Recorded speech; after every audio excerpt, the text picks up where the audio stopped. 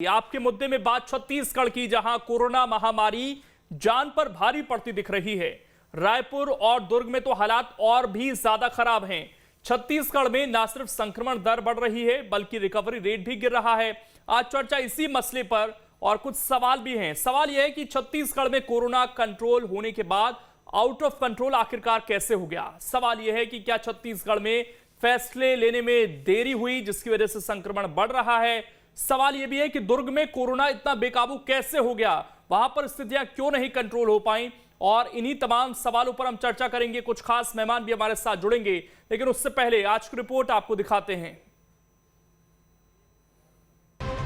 छत्तीसगढ़ में कोरोना की तेज रफ्तार आम लोगों के साथ सरकार के लिए चिंता का विषय बन गया है।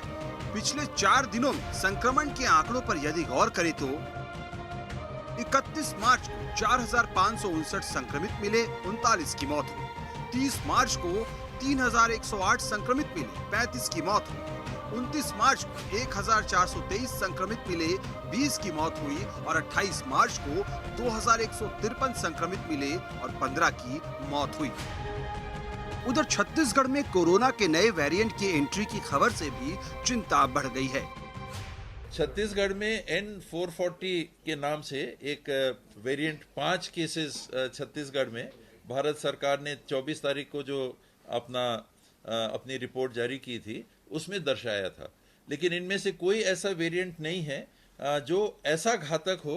और British variant, south African variant, Brazilian variant, इसकी 24 तारीख की रिपोर्ट में भारत सरकार की छत्तीसगढ़ में एक भी प्रकरण पाए जाने की रिपोर्ट नहीं थी। वैसे तो कोरोना पूरे छत्तीसगढ़ में तेजी से पैर पसार रहा है, लेकिन 31 मार्च तक की स्थिति में यदि प्रदेश के टॉप 5 जिलों की बात करें तो उनमें दुर्ग में 9,055 एक्टिव केस, जो कि प्रदेश के कुल केस का 35.5% है। रायपुर में 6,469 एक्टिव केस, जो कि कुल केस का 25.3% है। राजनांदगांव में 1,648 एक्टिव केस यानी 6.5% एक्टिव केस हैं। तो बिलासपुर में 1,188 एक्टिव केस, जो कि पूरे प्रदेश का 4.7% है। वहीं बेमेतरा में 958 एक्टिव केस हैं, जो कि कुल एक्टिव केसों का 3.8% है। इन जिलों में संक्रमण की तेज रफ्तार ने सरकार की भी चिंता बढ़ा दी है। कोरोना गाइडलाइन के पालन को लेकर प्रशासन जहां सख्त रुख अपनाए हुए है, वहीं तीनों जिलों में कोरोना से निपटने के लिए सरकार ने अतिरिक्त राशि का आवंटन किया है। सीएम भूपेश बघेल ने खुद सीएमओ के ट्वीट को रिट्वीट किया है। नोवेल कोरोना वायरस के संक्रमण की रोकथाम हेतु मुख्यमंत्री सहायता कोष से 3 जिलों को कुल 7 करोड़ की राशि आवंटित की गई है। मुख्यमंत्री भूपेश बघेल के दिशा निर्देश पर कोविड-19 के संक्रमण से रोकथाम हेतु मुख्यमंत्री सहायता कोष से 3 जिलों रायपुर, दुर्ग और बिलासपुर को कुल 7 करोड़ रुपए की राशि आवंटित की गई है। मुख्यमंत्री सचिवालय से प्राप्त जानकारी के अनुसार मुख्यमंत्री सहायता कोष अंतर्गत कोरोना संक्रमण से रोकथाम हेतु रायपुर जिले को 4 करोड़, दुर्ग जिले को 2 करोड़ और बिलासपुर जिले को 1 करोड़ की राशि आवंटित की गई है। यह राशि मुख्यमंत्री सहायता कोष से संबंधित है। सीएम के इस ट्वीट में कोरोना के बढ़ते संक्रमण को लेकर सरकार की चिंता दिख रही है, लेकिन विपक्ष को सरकार के ये प्रयास नाकाफी लग रहे हैं। छत्तीसगढ़ को भगवान भरोसा सरकार ने छोड़ दिया है। अब तक के सारे रिकॉर्ड को तोड़ चुके हैं, ध्वस्त कर दिए हैं। हम यदि प्रदेश वाइज देखेंगे तो दूसरे नंबर पर हैं और यदि पॉपुलेशन वाइज देखेंगे तो छत्तीसगढ़ पूरे हिंदुस्तान में प्रथम नंबर पर है। रिकवरी रेट में आप पीछे हैं, वैक्सीनेशन में आप पीछे हैं। एक तरफ लोग प्रमोट कर रहे हैं कि लोग वैक्सीनेशन कराएं और अपने आप को सुरक्षित रखें, लेकिन छत्तीसगढ़ की सरकार इस पर राजनीति कर रही है। कोरोना से निपटने के लिए सीएम राहत कोष से 3 जिलों रायपुर, दुर्ग और बिलासपुर के लिए राहत राशि का आवंटन किया गया है, लेकिन राजनांदगांव के लिए कोई भी अतिरिक्त राशि आवंटित नहीं की गई। जबकि दुर्ग और रायपुर के बाद राजनांदगांव में स्थिति ज्यादा चिंताजनक है। राजनांदगांव ही नहीं, प्रदेश के कई अन्य जिलों में भी संक्रमण के आंकड़े डराने वाले हैं। यही नहीं, मौत के आंकड़ों में हो रही बढ़ोतरी भी सरकार की इन कोशिशों के आगे नाकाफी लग रहे हैं। छत्तीसगढ़ में जिस तेजी के साथ कोविड-19 के मामले बढ़ते जा रहे हैं, निश्चित तौर पर आज नहीं तो कल सरकार को लॉकडाउन लेना पड़ सकता है। मुख्य सचिव की हुई बैठक में ये फैसला भी लिया गया कि वैक्सीनेशन को और बढ़ाया जाए और टेस्टिंग को और बढ़ाया जाए। फिलहाल सबसे ज्यादा स्थिति दुर्ग की खराब है। जो स्थिति नजर आ रही है, अगर इसी रफ्तार से मरीज सामने आए तो आज नहीं तो कल सरकार को बड़ा डिसीजन लेना पड़ सकता है। वैक्सीनेशन की रफ्तार भी लगातार कम हो रही है। न्यूज स्टेट के लिए कैमरा पर्सन सूर्यकांत के साथ रायपुर से आदित्य नामदेव। तो ये रिपोर्ट आपने देखी, राजनीति भी हो रही है लेकिन चिंता भी है कोरोना के बढ़ते केस को लेकर। 3 खास मेहमान इस वक्त हमारे साथ जुड़ गए हैं। डॉक्टर एमसी मिश्रा हैं, पूर्व निदेशक हैं एम्स के, सर आपका स्वागत है। डॉक्टर विमल चोपड़ा हैं, बीजेपी के नेता हैं, आपका भी स्वागत है। अभय नारायण राय, प्रवक्ता हैं कांग्रेस के, वो भी हमारे साथ जुड़ गए हैं, आपका भी स्वागत है। अभय नारायण जी, सबसे पहला सवाल सर आपसे ही। रमन सिंह कह रहे हैं कि अब समय आ गया है कि केंद्र हस्तक्षेप करे क्योंकि छत्तीसगढ़ सरकार चुनाव में व्यस्त है।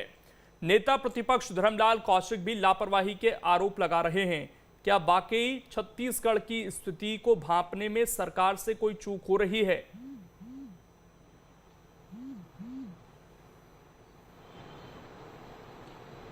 त्यागी जी, डॉक्टर रमन सिंह और नेता प्रतिपक्ष माननीय धर्मलाल कौशिक जी जो जुबान की बात कर रहे हैं, जो आरोप लगा रहे हैं, पहले अपने गिराबान में झांकने चाहिए कि देश का प्रधानमंत्री, देश का गृह मंत्री, देश के तमाम बड़े नेता चुनाव का ही काम कर रहे हैं।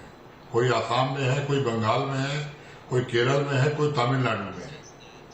कोरोना के लोग केस बढ़ रहे हैं और तमिलनाडु चुनाव में दादा फाल्के पुरस्कार बांटने का काम भी कर रहे हैं। तो आरोप लगाने के लिए कांग्रेस के पास भी बहुत कुछ है, लेकिन जो समय छत्तीसगढ़ में है, जिस विषय पे आप चिंतित हैं, जिस विषय को आप जनता के सामने अपनी चिंता व्यक्त करने के लिए हम लोग को बुला रहे हैं और उसका सुझाव और उपाय ढूंढने के लिए बुला रहे हैं, अच्छा होता कि 15 साल के मुख्यमंत्री का अनुभव यहाँ पे वो कुछ सुझाव देते। अच्छा होता कि केंद्र सरकार से सहायता उपलब्ध कराते, बेड बढ़वाते, बिस्तर बढ़वाते, एम्स में सहायता और मुहैया करवाते तो अच्छा लगता, चिंता समझ में आती। एक बयान देना और घर में घुस जाना, ये डॉक्टर रमन सिंह जैसे व्यक्तित्व को आपकी नजर में, अभय नारायण जी, आपकी नजर में अभी छत्तीसगढ़ की स्थिति आपको कंट्रोल में नजर आती है? 9 सांसद छत्तीसगढ़ ने केंद्र को दिए हैं। ठीक, वो आरोप उन्होंने लगाया, आपने जवाब दे दिया। मेरा सवाल ये है, छत्तीसगढ़ में 2 स्थितियां एकदम स्पष्ट दिख रही हैं। हाँ, बोलिए सर, बोलिए। त्यागी जी, छत्तीसगढ़ में 2 स्थितियां एक साथ चल रही हैं। सरकार के उपाय जिस तेजी से बढ़ रहे हैं, सरकार जिस तेजी से काम कर रही है, उसके दुगने तेजी से कोरोना बढ़ जा रहा है। तो कोरोना बढ़ने के पीछे जो कारण है, हमारी आपकी लापरवाही, हमारा अपने आप पे संयम नहीं रखना, बेवजह बाजारों में जाना, बेवजह घूमने निकलना, बेवजह भीड़ करना। सरकार अपील कर रही है लेकिन उस अपील पे कोई काम नहीं कर रहा है, कोई ध्यान नहीं दे रहा है। तो सरकार के पास दोहरी जवाबदारी है, एक तरफ इसको बढ़ने से रोकना और दूसरे तरफ जिनको कोरोना हो गया है उनकी सुरक्षा के उपाय करना और उनको ठीक करना। हाँ। अभी तक कोई ऐसी खबर नहीं आ रही है कि इलाज में लापरवाही हो रही हो, कोई ऐसी खबर नहीं आ रही है कि कहीं पे बिस्तर नहीं मिल रहा हो, कहीं ऐसी खबर नहीं आ रही है कि ऑक्सीजन या वेंटिलेटर की कमी हो। लेकिन ये खबर हर घंटे आ रही है कि मरीजों की संख्या में वृद्धि हो रही है। विशेषकर दुर्ग, रायपुर में जो स्थितियां भयावह हो रही हैं, वो सरकार के साथ साथ पूरे छत्तीसगढ़ के लोगों के लिए चिंता का विषय है। और हमारे मैं विमल जी से एक रिएक्शन ले लेता हूँ। विमल जी, क्या बीजेपी सियासत कर रही है?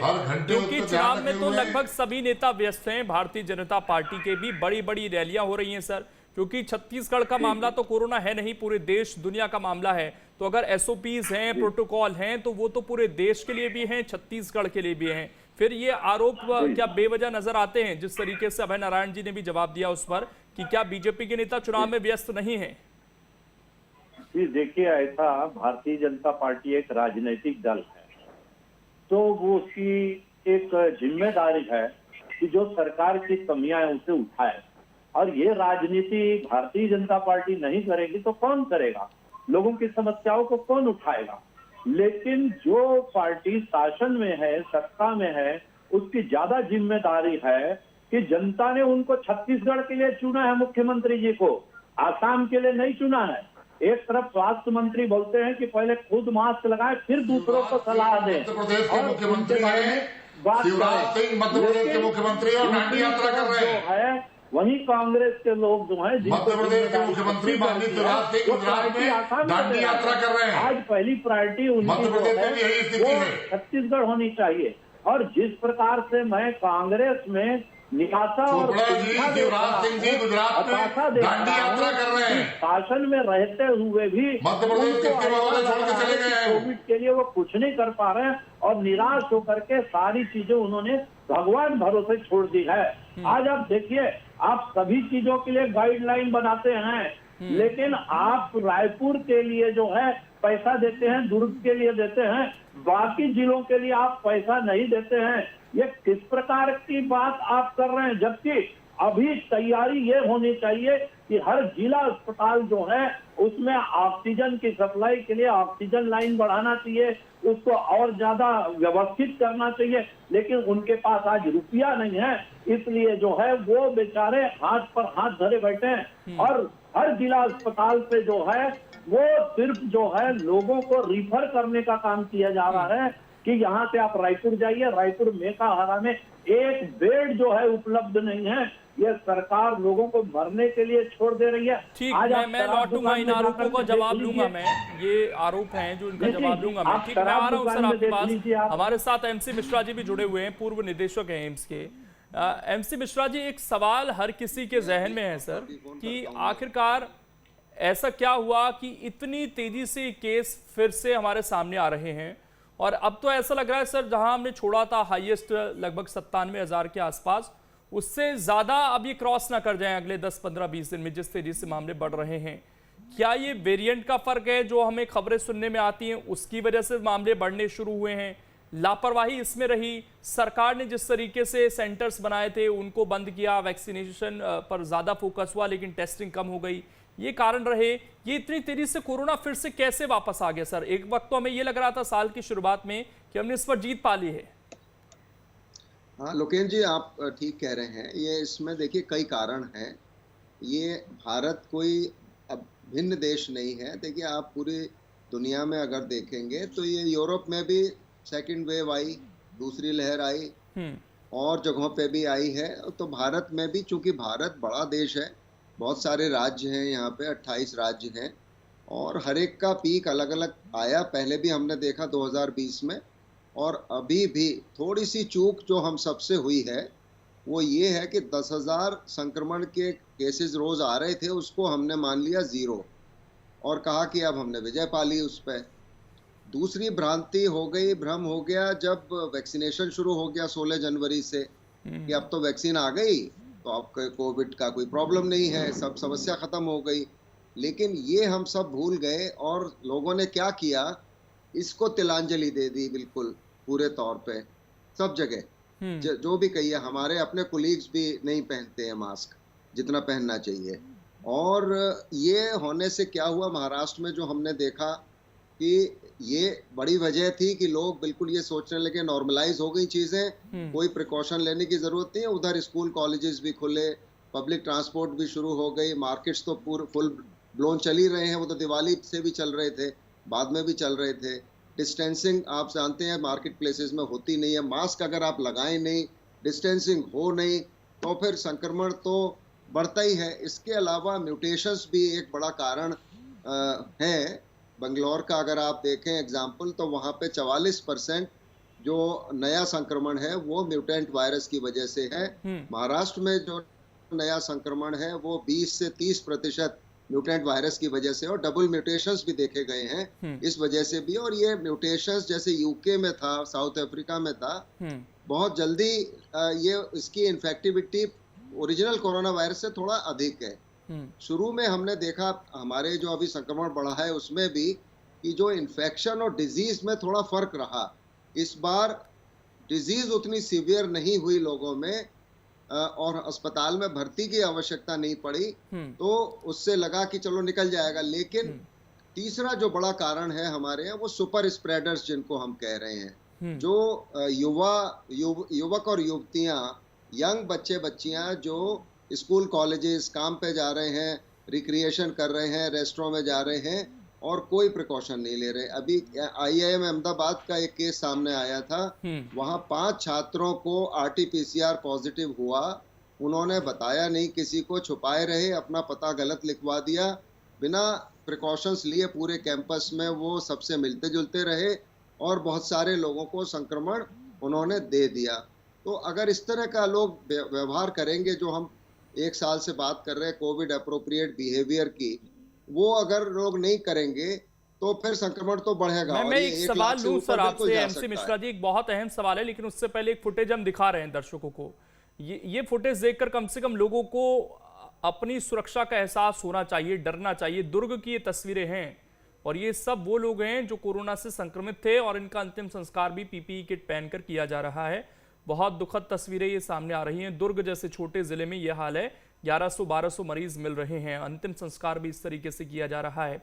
लेकिन MC मिश्रा जी, मेरा सवाल ये था सर आपसे कि हम वापस 2020 वाली स्थिति में क्या दोबारा जा सकते हैं? भारत जैसे देश में खासकर क्या व्यवहारिक है कि बाजारों में वो सोशल डिस्टेंसिंग बन सके? क्योंकि लगता नहीं है सर, जितनी आबादी देश की है और छोटे छोटे एरियो में जिस तरीके से लोग रहते हैं, लगता नहीं है वहां पर सोशल डिस्टेंसिंग बन सकती है। तो व्यवहारिकता क्या कहती है सर, इस वायरस के साथ अब हम आगे क्या कर सकते हैं?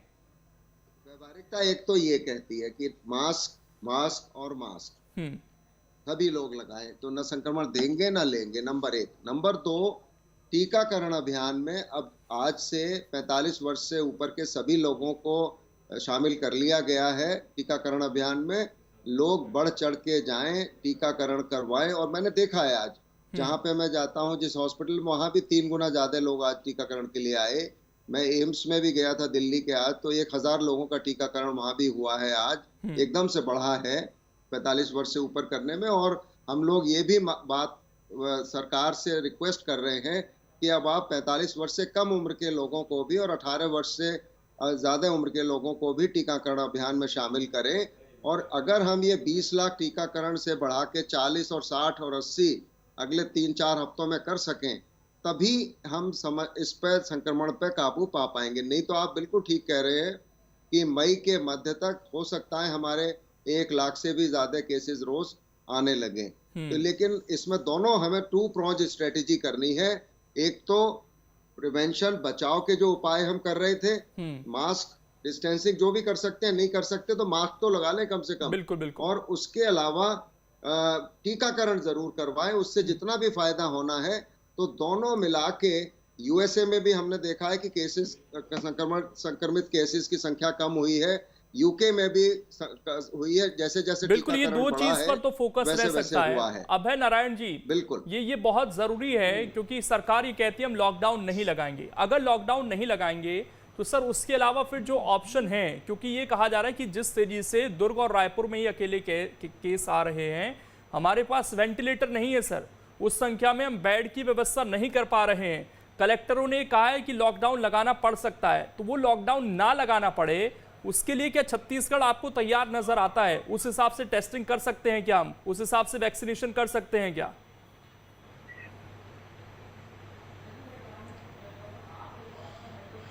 अभी डॉक्टर साहब ने जो अपील की है और डॉक्टर साहब ने जो बातें बताई हैं, आज की डिबेट की सबसे अच्छी बातें हैं कि दवाई भी और कड़ाई भी। जब तक वैक्सीनेशन, टीकाकरण को हम आंदोलन की मात्रा पे नहीं बढ़ाएंगे, बड़ी संख्या में इसको नहीं कराएंगे, तो लोगों के मन से डर निकालना भी जरूरी है। तो टीकाकरण भी उतना हो और कड़ाई हो, क्योंकि व्यक्ति मानने को ही तैयार नहीं है। लोग बेवजह बाजारों में जा रहे हैं, लोग बेवजह ढाबा और रेस्टोरेंट में जा रहे हैं। अगर 15 दिन, 1 महीने हम रेस्टोरेंट नहीं जाएंगे, अगर 15 दिन, 20 दिन हम बेवजह बाजार नहीं जाएंगे, तो हमारा कुछ बिगड़ेगा नहीं, लेकिन समाज का भला होगा, संक्रमण हम रोकने में सफल होंगे। सरकार अपील कर सकती है। मैंने कहा कि सरकार के पास दोहरा काम हो रहा है। एक तरफ उसको व्यवस्था करनी है, दूसरी तरफ संक्रमण को उसको रोकने के लिए कड़ाई करनी है। और लॉकडाउन जैसी स्थिति जनता भी नहीं चाहती। कई ऐसी जगहों से खबर आ रही है आपको लगता है कि लॉकडाउन का विरोध कर रहे की वजह से, अभय नारायण जी, सवाल है सर, आपको लगता है कि चुनाव की वजह से कुछ डिसीजन मेकिंग में देरी हो रही है या कुछ इस तरह की बात आपको लगता है? क्योंकि जो कलेक्टर चाहते हैं अपने जिले में शायद ऊपर से आदेश नहीं मिल पा रहा उस तरह का। देखिए, चुनाव छत्तीसगढ़ के किसी भी जिले में या छत्तीसगढ़ के लिए चुनाव कोई बाधा या समस्या है ही नहीं। मुख्यमंत्री या पार्टी के लोग जो चुनाव प्रचार करने गए हैं वो सारे लोग अपने व्यक्तिगत कारणों से गए हैं, पार्टी के कारणों से गए हैं, सरकारी कारणों से नहीं गई है। सरकार तो यहाँ काम कर रही है। मुख्यमंत्री हर घंटे कोरोना को लेकर बातचीत कर रहे हैं, जो आदेश प्रवाहित कर रहे हैं मुख्य सचिव के द्वारा किया जा रहा है। हमारे स्वास्थ्य मंत्री यहाँ बने हुए हैं, स्वास्थ्य का पूरा अमला बना हुआ है, सारे कलेक्टर दिन रात इस पे काम कर रहे हैं। आरोप लगाना बोलना अलग बात है, चुनाव कहीं बाधा नहीं है, क्योंकि चुनाव एक लोकतांत्रिक प्रक्रिया है जो देश में चलती रहेगी। बार बार ये बातें कही जा रही हैं कि कोरोना के साथ जीने की आदत डालनी पड़ेगी, कोरोना से लड़ने की आदत डालनी पड़ेगी, कोरोना से बचाव का उपाय स्वयं को हमको खोजना है। कोरोना होने के बाद सरकार की और अस्पताल की जवाबदारी आती है। कोरोना हमको न हो ये हमारी जवाबदारी है, और हम इसमें कितने संयम बरत रहे हैं, हम कितनी कड़ाई कर रहे हैं, ये महत्वपूर्ण प्रश्न है। एक्टिव केस अगर हम सीक्वेंस में देखते हैं तो दुर्ग, रायपुर और राजनांदगांव, लेकिन जब फंड जारी हुआ तो बिलासपुर के लिए हुआ। ये सवाल भी विमल जी ने पूछा।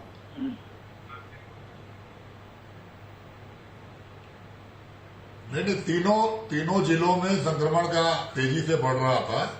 4 करोड़ रुपए रायपुर को दिए गए, 2 करोड़ रुपए दुर्ग को दिए गए और 1 करोड़ रुपए बिलासपुर को दिया गया। और ये नहीं कहा गया है कि अब पैसा नहीं दिया जाएगा। जिस जिले को जितनी पैसे की आवश्यकता होगी, मुख्यमंत्री सहायता कोष से हो, राज्य शासन से हो, किसी फंड से देने की आवश्यकता पड़ेगी। 24 घंटा सरकार का खजाना कोरोना के लिए खुला हुआ है। न पहले पैसे की कमी आई है, न अब पैसे की कमी आएगी। सवाल है कि राज्य सरकार तो फंड जारी कर रही है, प्रधानमंत्री सहायता कोष कहाँ है, सांसदों का फंड कहाँ है, केंद्र सरकार से क्या सहायता राज्य सरकार को दी जा रही है। अरे हम तो केंद्र सरकार से रोज कह रहे हैं कि हमारा जो पैसा बकाया है, जीएसटी का पैसा बकाया है, कोयले की रॉयल्टी का पैसा बकाया है, दे दो, जिस कोरोना में काम आएगा। उस पर कोई भारतीय जनता पार्टी का नेता बात नहीं करता, उस पर रमन सिंह जी बात नहीं करते। क्या अब ये राजनीति से इतर, क्योंकि हमने जब कोरोना आया था तो शुरू में बहुत अच्छी तस्वीर देखी थी, जिस तरीके से चर्चाएं होती थी केंद्र और राज्य सरकारों के बीच, इस तरह का विवाद कम ही होता था। अब वो विवाद क्यों है सर? क्यों आप लोगों को ये कहना पड़ता है कि केंद्र हस्तक्षेप करे इसमें? सर नहीं सुन नहीं पा रहा था, लेकिन लगातार देखने में आ रहा है कि छत्तीसगढ़ सरकार लगातार केंद्र पे आरोप लगाती था, लेकिन केंद्र के किसी मंत्री ने या प्रतिनिधि ने कभी छत्तीसगढ़ सरकार की निंदा नहीं की, क्योंकि ये संघीय व्यवस्था है और दोनों सरकारों को मिलकर के काम करना चाहिए। मैं ये नहीं कह रहा हूँ कि छत्तीसगढ़ सरकार के पास कोई अलाउद्दीन का चिराग है कि आज के आज समस्या केंद्रीय हस्तक्षेप से मतलब क्या है फिर रमन सिंह का? नहीं, केंद्रीय हस्तक्षेप अभी मांग की गई है लगातार, लेकिन कभी जो है केंद्र ने हस्तक्षेप नहीं किया। अभी उसका जवाब विमल चोपड़ा ही दे रहे हैं कि केंद्रीय हस्तक्षेप क्या होना चाहिए। केंद्र के किसी रमन सिंह जी कैसा हस्तक्षेप चाहते हैं? सरकार के विरुद्ध कोई स्टेटमेंट नहीं दिया, लेकिन छत्तीसगढ़ सरकार को जो निर्णय लेने चाहिए उसमें लगातार स्थल और पीयूष गोयल जी का व्यवहार अभी हम लोग बोले नहीं है। देख लीजिए कि जो पीयूष गोयल जी का व्यवहार छत्तीसगढ़ के लोग बोले नहीं है। राजनीति की, कुंठित राजनीति की और हताशा की राजनीति की, तो कोवैक्सीन को बदनाम करने का काम किया गया कि कोवैक्सीन ठीक नहीं है, इसको न लगाया जाए। इसलिए लोगों के मन में संदेह पैदा हुआ छत्तीसगढ़ में। ठीक, मैं एक आखिरी रिएक्शन एमसी मिश्रा जी से ले लेता हूँ। एमसी मिश्रा जी, आपको लगता है कि अगर इच्छा शक्ति हो तो ये जो वैक्सीनेशन का कार्यक्रम है ये कितनी जल्द समाप्त हो सकता है सर देश में? क्योंकि हमने खासकर ब्रिटेन में देखा है, उन्होंने जिस तरीके से एक साइकिल बनाई सभी को वैक्सीनेट करने की और उसके बाद मामले कम हुए। तो हमारे देश में फिलहाल क्या क्षमता है हमारी, और हम लगातार अपने जो पड़ोसी देश है उन्हें भी वैक्सीन भेज रहे हैं। अगर वहाँ ना भेजकर फिलहाल हम अपने देश पर फोकस करें तो कब तक ये पूरा कार्यक्रम हो सकता है? नहीं, वैक्सीन तो विदेश जाने का अभी प्रक्रिया को रोक दिया गया है और हमारे पास पर्याप्त मात्रा में वैक्सीन उपलब्ध है। और छत्तीसगढ़ में भी, जैसा मेरे को पहले पता लगा था, एक आपके स्वास्थ्य मंत्री जो बाबा जी हैं, वो भी बाबा आए थे और उन्होंने कहा था कोवैक्सीन का, जब थोड़ी सी वो हुई थी, भ्रांति हुई थी, तो उन्होंने कहा कि जैसे ही हमारे पास डेटा आ जाएगा हम उसको भी इस्तेमाल कर लेंगे।